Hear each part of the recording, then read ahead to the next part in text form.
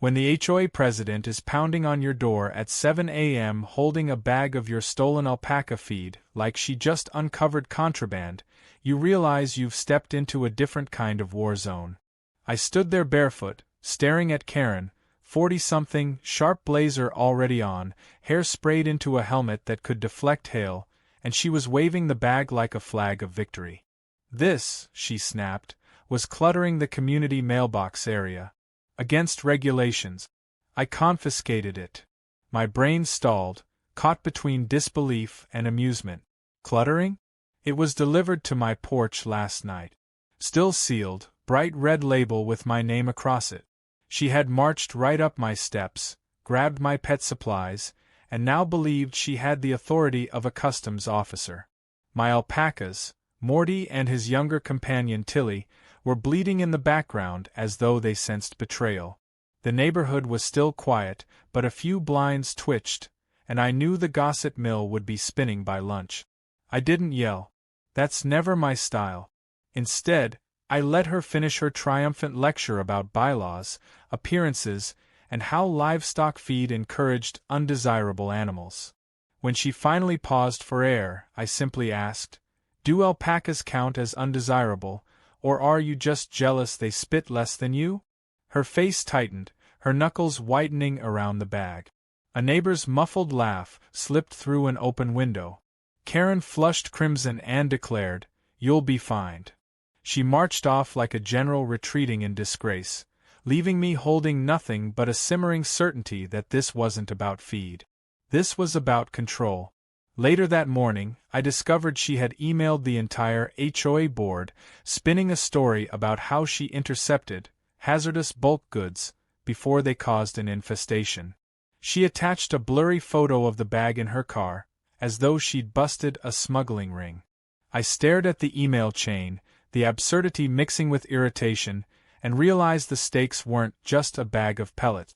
If she painted me as a rule breaker, she could escalate. And Karen thrived on escalation.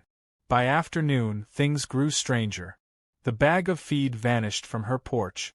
She claimed in another email that she had disposed of the hazard responsibly.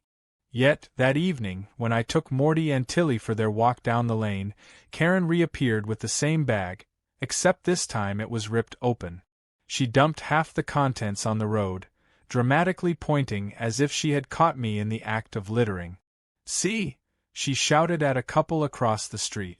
"This is what happens when livestock is allowed in a respectable neighborhood."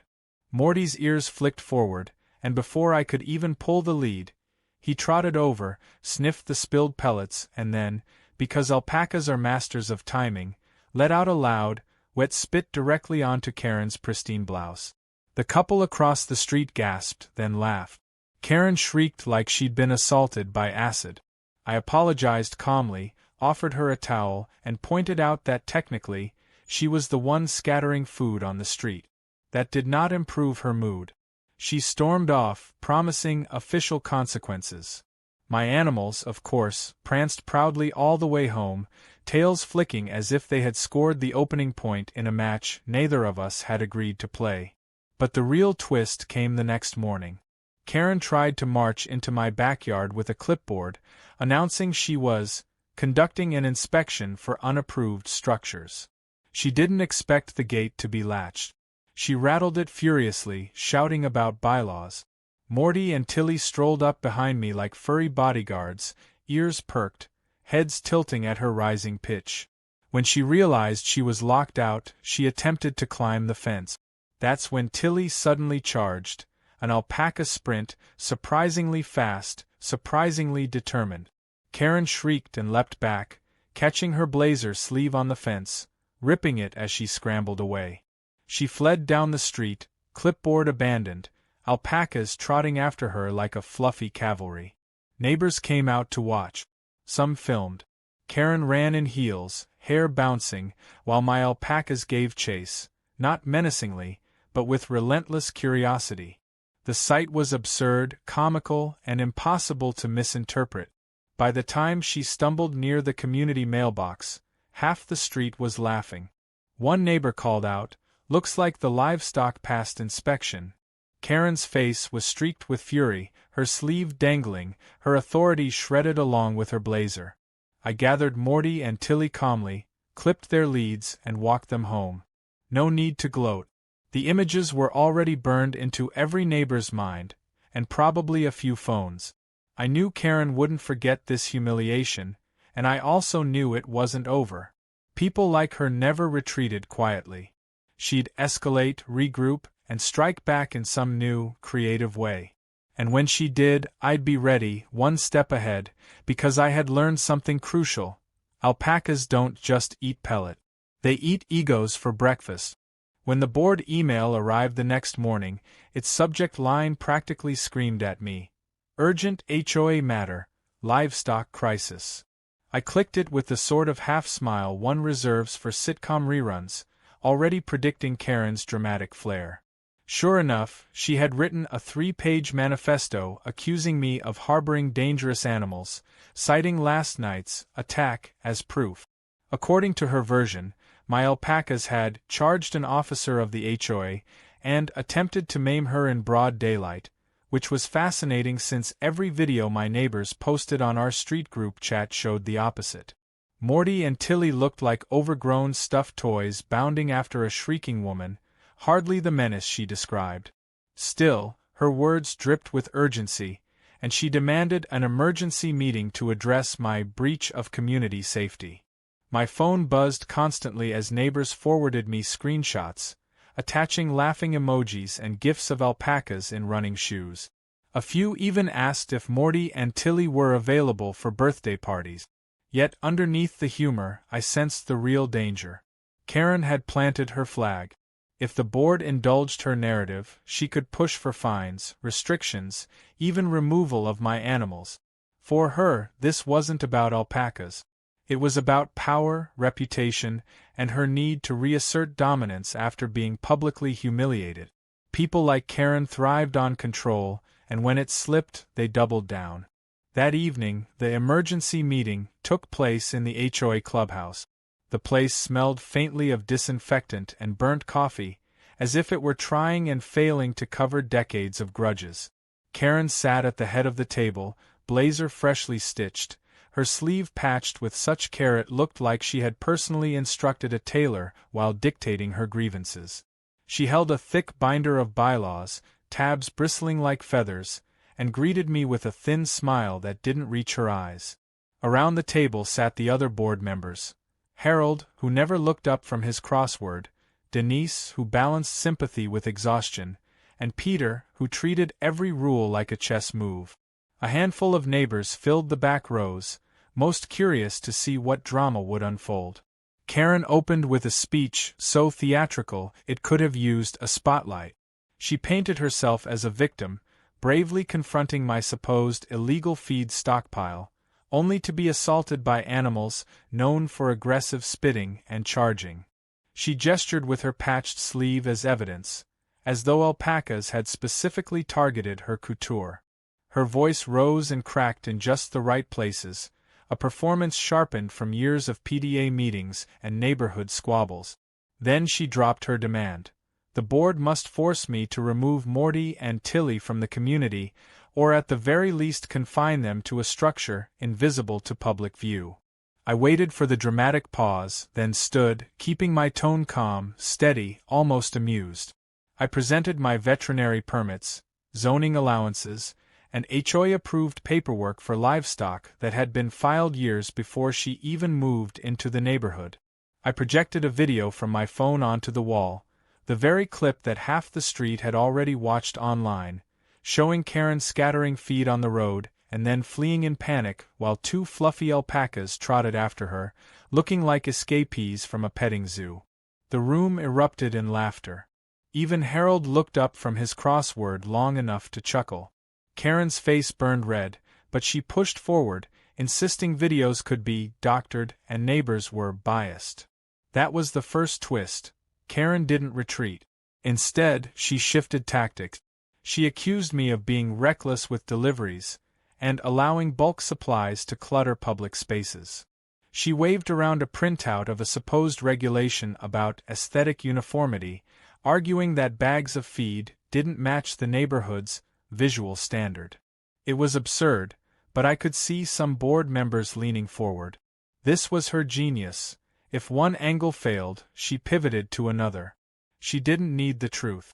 She just needed enough noise to confuse the issue. I countered with my own quiet weapon, patience. I explained how alpacas were low-impact animals, cleaner than dogs, quieter than lawnmowers, and oddly therapeutic. I even had letters from neighbors who enjoyed seeing Morty and Tilly on their walks, who said the animals brightened their kids' mornings at the bus stop. I pointed out that HOA bylaws explicitly allowed non-disruptive livestock under proper care, a clause Karen had conveniently ignored. And then, with deliberate calm, I suggested a compromise. If the board felt visibility was an issue, I'd plant a row of shrubs near my fence line to soften the view. That offer wasn't about appeasement. It was about showing the board I was reasonable, measured, the opposite of the caricature Karen painted. The board deliberated briefly. Denise spoke first, noting that community spirit mattered more than petty dispute. Peter tried to parse legal language but ultimately conceded the bylaws favored me. Harold, perhaps out of boredom, motioned to close the matter entirely. The board voted 3-1 in my favor. Karen lost. On paper. But the way she tightened her jaw, the way her hand gripped the binder like it was a weapon, she wasn't finished. She was already planning her next move. And indeed, her counterstrike arrived within days. Packages began disappearing from porches, not just mine. Pet supplies, groceries, even a neighbor's Amazon order of cat litter vanished. Rumors spread fast, and somehow Karen always seemed to be the one to discover the empty boxes tossed near the dumpsters, pointing fingers at the problematic presence of livestock feed attracting thieves.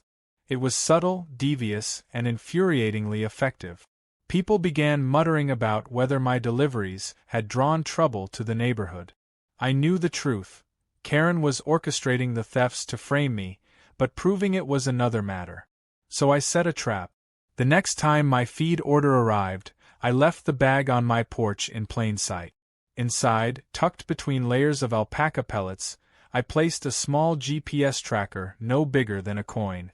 My friend Jake, who lived down the block, helped me set up a motion-activated camera. Then I waited. Sure enough, that night the bag vanished. The tracker pinged, moving steadily down the street, straight to Karen's garage. I didn't confront her immediately. Instead, I waited until the weekend, when neighbors were out tending lawns, washing cars, chatting by the mailboxes. That's when I strolled casually to Karen's driveway with Morty and Tilly in tow. I knocked on her garage door until she opened it, flustered, clearly not expecting an audience. And there, stacked neatly behind her SUV, were half a dozen stolen packages, including my feed. I didn't raise my voice. I simply gestured at the stash and said loudly enough for the neighbors to hear, "Funny place for lost deliveries to end up." Phones came out. Cameras clicked. Karen sputtered excuses about holding them for safekeeping, but no one was buying it. Morty, as if on cue, stepped forward and let out another magnificent spit, this time splattering across the bumper of her shiny Lexus. The neighbors roared with laughter. By Monday morning the neighborhood felt like a stage set waiting for its next act. People whispered by their mailboxes, exchanged amused glances when I walked Morty and Tilly, and half expected the alpacas to pull some new stunt. Even my wife, who usually avoided HOA gossip, leaned over breakfast and asked if I planned to install a popcorn machine for the inevitable sequel. I shrugged, but inside I knew the story was tilting toward something more dangerous. Karen wasn't just embarrassed, she was cornered. And cornered people with a taste for control don't simply retreat, they reinvent the battlefield. The first sign came in the form of a glossy flyer shoved into every mailbox. The title, bold enough to mimic an official government notice, read, "Neighborhood Safety Alert, Livestock Threat." Beneath it was a dramatic paragraph about the dangers of alpacas, spitting diseases, trampling risks, property damage, even psychological intimidation of children. Karen had copied grainy photos from Google of snarling llamas, passing them off as documented cases. She warned that unless decisive action was taken, our community would be overrun by unregulated creatures. The flyer bore the HOA logo, though everyone knew Karen had simply slapped it on herself. At first, I laughed. Then I watched a few neighbors frown as they read, hesitating before waving at me. Rumor has weight, and Karen understood that. I realized I had to counter not with louder words, but with undeniable proof that reality was funnier than her fiction. So that afternoon, I invited half the neighborhood over for an impromptu alpaca meet and greet. Kids ran in my yard feeding Morty and Tilly carrots, parents snapped selfies, and laughter rippled as the alpacas nuzzled and pranced like oversized puppies. I casually mentioned that alpacas were so low maintenance they didn't even need shoes walked off the lawn, no poop piles, no barking at 2 a.m. videos of children giggling while Morty sniffed their hair spread across the neighborhood Facebook page faster than Karen's flyer could circulate. The contrast was brutal, her shrill warnings versus first-hand joy. Karen, of course, showed up halfway through, clutching a clipboard and muttering about permit. She tried to scold a group of teenagers for provoking dangerous livestock, when all they were doing was feeding pellets. Morty leaned in, sniffed her clipboard, and tugged it right out of her hands with his teeth. The crowd burst into cheers as he pranced in circles with her paperwork flapping like a victory flag. I retrieved it before he chewed too far, but the damage was done. Karen stormed off, her voice drowned out by laughter. Yet even as she disappeared, I knew she was calculating her next move. That evening, the real escalation arrived. A certified letter slid under my door, stamped with legal insignias. Karen had filed an official complaint, not only with the HOA but with the County Animal Control Office, accusing me of running an unlicensed livestock operation. The complaint included photos. My backyard, my feed bags, my alpacas grazing, taken from angles only possible if someone had been trespassing onto my property. The realization chilled me. This wasn't petty flyers or dramatic meetings anymore. She had crossed into surveillance, into violating boundaries. I called the county office the next day, bracing for bureaucracy. To my relief, the inspector assigned to the complaint was pragmatic. He arrived in a dusty pickup, clipboard in hand, and within minutes was petting Morty's neck and chuckling about how tame they were. He confirmed my paperwork was in order, my fencing was compliant, and my animals were healthier than most suburban dogs. He left shaking his head, muttering about wasted taxpayer time. But his final comment stuck. She'll be madder now that she didn't get her way. Keep your eyes open. Sure enough, Karen pivoted again. A week later, several neighbors discovered letters taped to their doors warning them about health hazards from alpacas contaminating water runoff. She claimed their wool carried allergens that could travel through the air ducts of nearby houses. One neighbor actually called me, worried their toddler might develop asthma. I had to calmly explain alpaca fiber is hypoallergenic, less irritating than wool sweaters, and that Karen's letters were pure invention. Still, the seed of doubt had been planted, and I realized Karen's real weapon wasn't rules or even theft. It was fear. That's when I decided to flip the board entirely. Instead of just defending, I'd expose her tactic. Jake, my tech-savvy friend down the street, helped me set up discreet motion cameras at key spots on my property. Within 3 nights, we caught footage of Karen sneaking along my fence line with a phone in hand, snapping pictures, sometimes even reaching over to scatter small piles of feed, as if staging evidence. One clip showed her tiptoeing in heels at midnight, a scene so absurd it looked like a failed comedy sketch. I didn't release the footage immediately. Timing mattered. Instead, I let Karen dig deeper. She called for another HOA meeting, this time demanding a vote to revoke my right to keep alpacas altogether. She strutted into the clubhouse armed with printouts of her fake flyers, photos of staged feed piles, and a long speech about protecting children. By then, she had clearly convinced herself this was her moment of triumph. She paced in front of the crowd, voice rising, practically glowing with self-righteous fire. That's when I calmly pulled out a flash drive, handed it to Peter, and suggested he play it on the projector. The room fell silent as the footage rolled. Karen skulking along my fence in the dark, scattering pellets, snapping photos, tripping once and barely catching herself against the post. Gasps, laughter, then outright disbelief spread through the audience. By the time the clip ended, Karen's face was pale, her jaw locked. Someone muttered, "She's framing him," and the phrase rippled across the room. Karen tried to salvage dignity, insisting she was documenting violations. But the footage betrayed her. Her credibility evaporated in minutes. Neighbors who had wavered before now saw her for what she was, a self-appointed sheriff manufacturing crimes to justify her crusade. The board adjourned the meeting without even entertaining her vote. And as the crowd spilled outside, I noticed people patting Morty and Tilly like local celebrities. Kids begged their parents for Alpaca playdate. Karen stood alone on the clubhouse steps, binder clutched against her chest, her authority shredded yet again. But here's the thing about people like Karen: losing doesn't end the fight. It mutates it. Later that night, as I sat on my porch sipping coffee, I saw her pacing her driveway, phone pressed to her ear, voice sharp and animated. She wasn't done.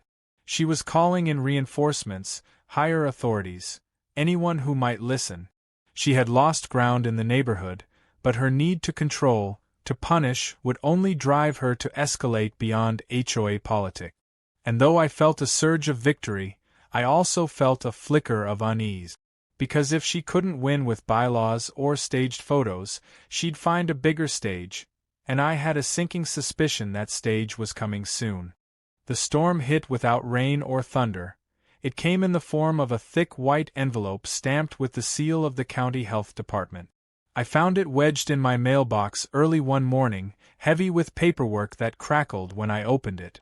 Inside was a formal notice of investigation. Possible public health hazard associated with exotic livestock. My jaw clenched as I skimmed the language. Anonymous complaints had triggered an inquiry into whether my alpacas posed risks of spreading parasites, contaminating soil, and destabilizing the residential balance of the neighborhood. The letter promised an on-site inspection within 72 hours. The allegations weren't just overblown, they were deliberately cruel, calculated to sound terrifying to anyone who didn't know alpacas from alligators. And of course, the phrase "anonymous complaint" carried the faint perfume of hairspray and control issues.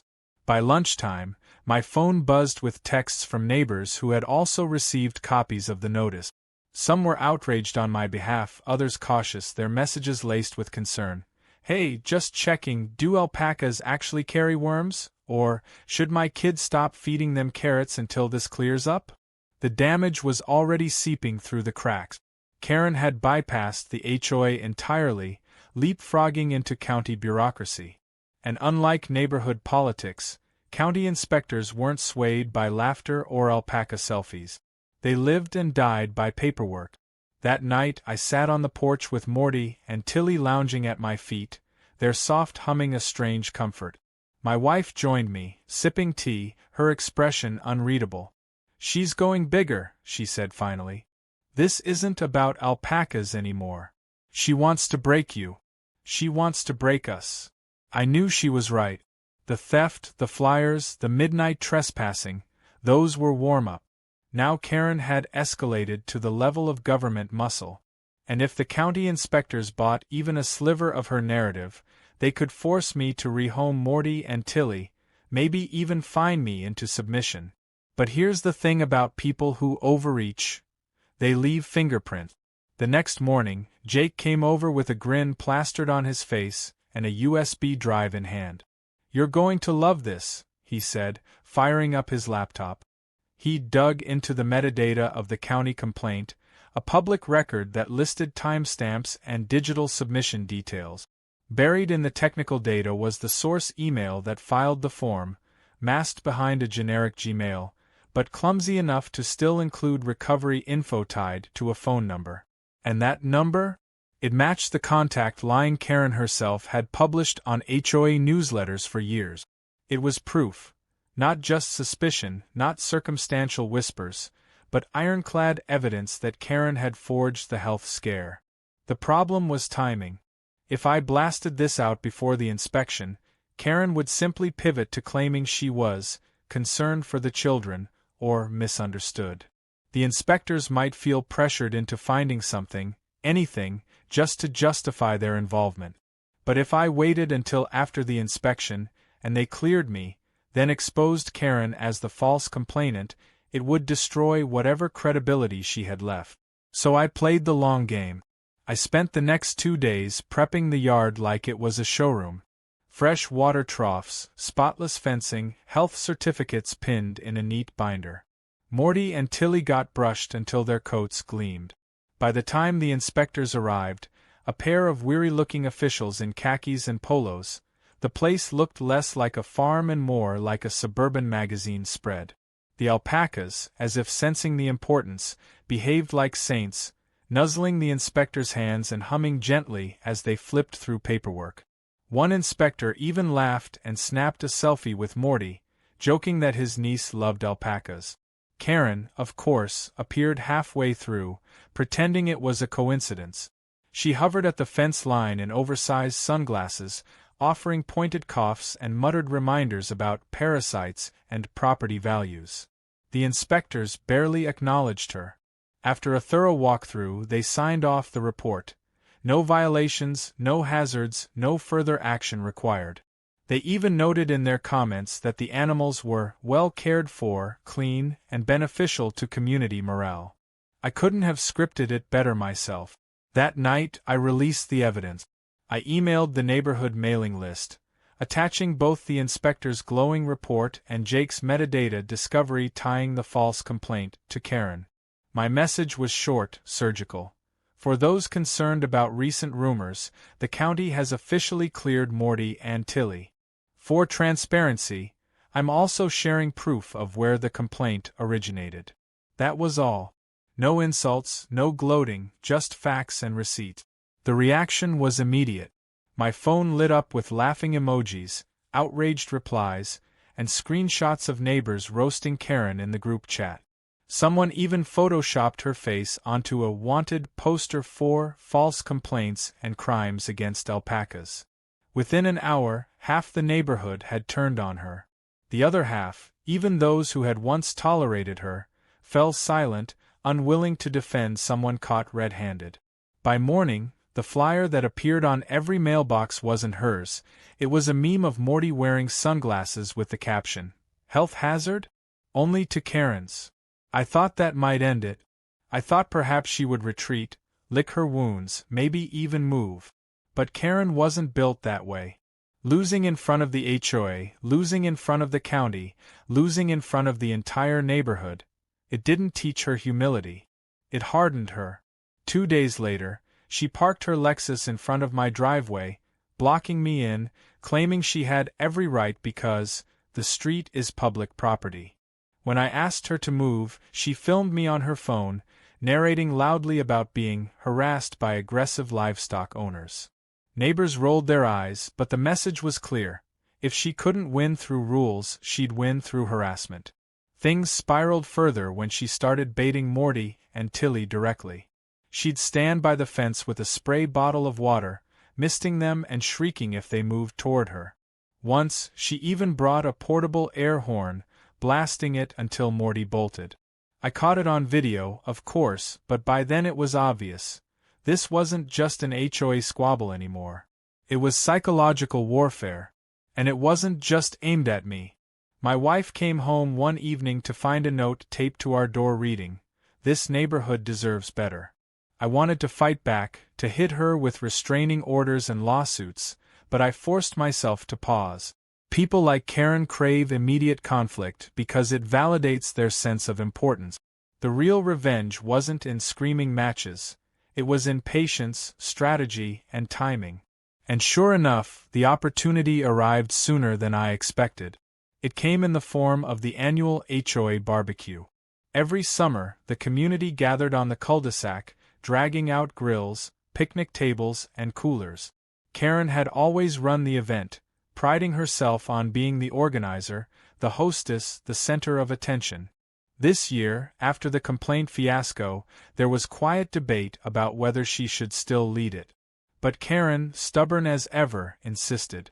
She showed up with her clipboard, barking orders, bossing neighbors, trying to reassert dominance. It began with silence, which in a neighborhood like ours was never a good sign. After the barbecue humiliation, Karen seemed to vanish. No flyers, no emails, no midnight prowling caught on cameras. Days stretched into a week, then 2. Morty and Tilly grazed in peace, the neighborhood buzzed with gossip, and I almost convinced myself she had finally given up. But I should have known better. Karen wasn't the type to retreat, she was the type to regroup. And when she finally resurfaced, she did it with the kind of spectacle only she could engineer. It started on a Saturday morning. I woke to the low rumble of machinery outside my window.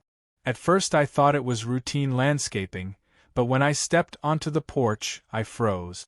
Karen stood in the street with a hired crew, 3 men in neon vests unloading orange construction cones and metal fencing.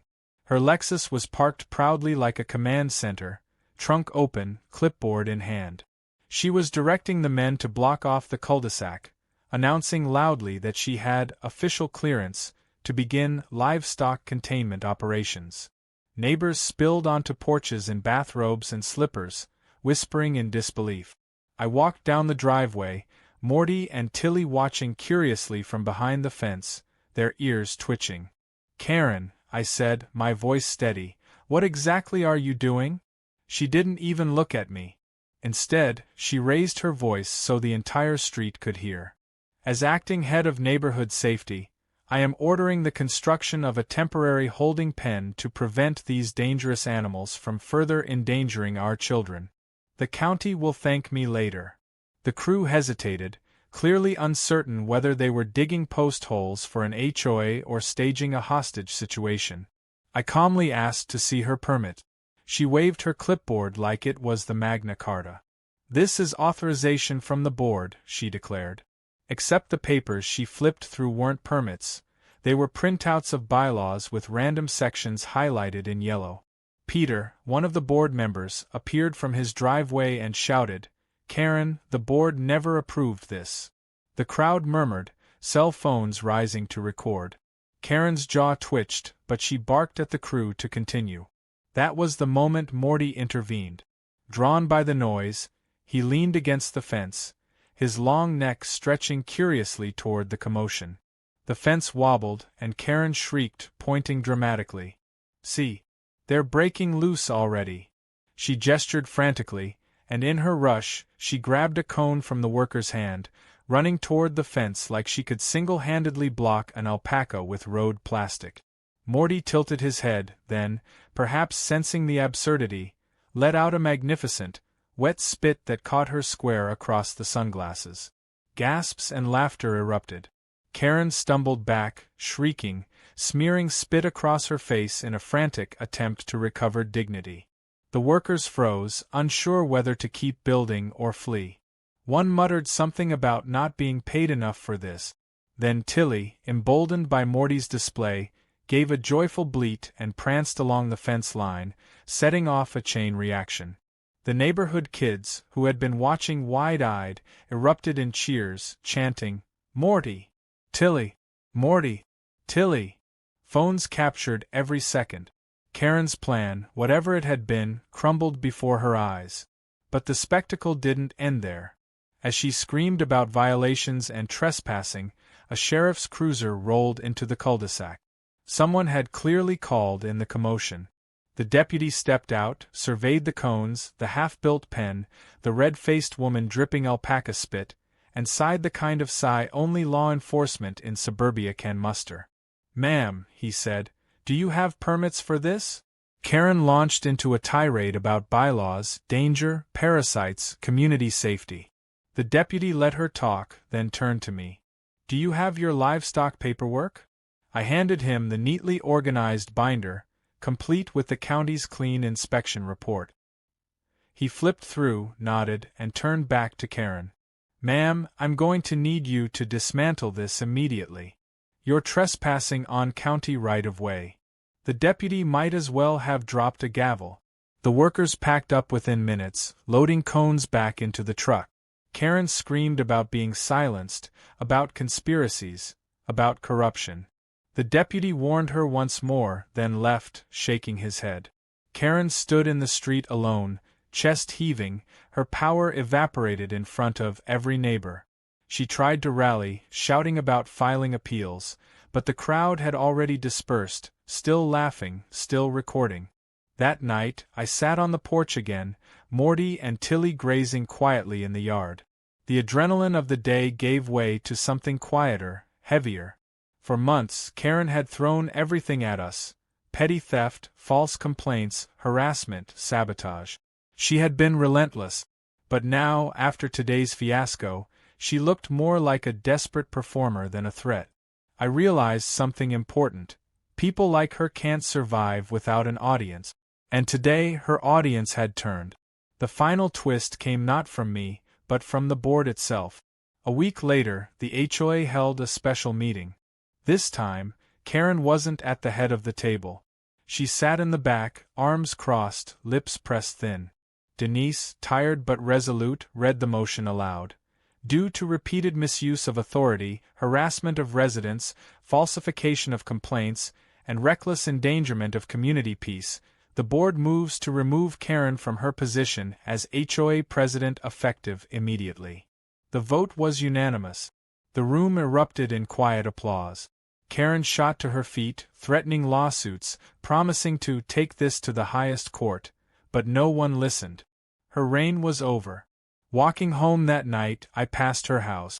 The blinds were shut tight, her Lexus absent from the driveway. For the first time in months, the street felt calm. Neighbors lingered outside, talking not about drama but about upcoming block parties, about kids starting school, about normal life. Morty and Tilly had become unofficial mascots of the cul-de-sac, their photos still circulating online with captions like "Neighborhood Watch," "Alpaca Division." I thought about everything we'd endured: the stolen feed, the false complaints, the midnight trespasses, the spectacle of cones and fences. It had been exhausting, absurd, sometimes even frightening. But it had also revealed something powerful. Karen believed control came from rules, from intimidation, from fear. She never understood that real control, the kind that lasts, comes from trust, humor, and quiet resilience. She had tried to tear down the community to build her own pedestal, and in the end, the community stood taller without her. As I locked the gate that night, Morty leaned his head against my shoulder, humming softly. Tilly pranced in circles behind him, playful as ever. I scratched Morty's neck, feeling the tension finally drain. The war was over. Karen might still lurk, still send angry emails, still stew in her house with her binder of bylaws, but she no longer had power here. She had lost the neighborhood. And in her place, 2 alpacas had claimed the spotlight, not through aggression or politics, but simply by being themselves.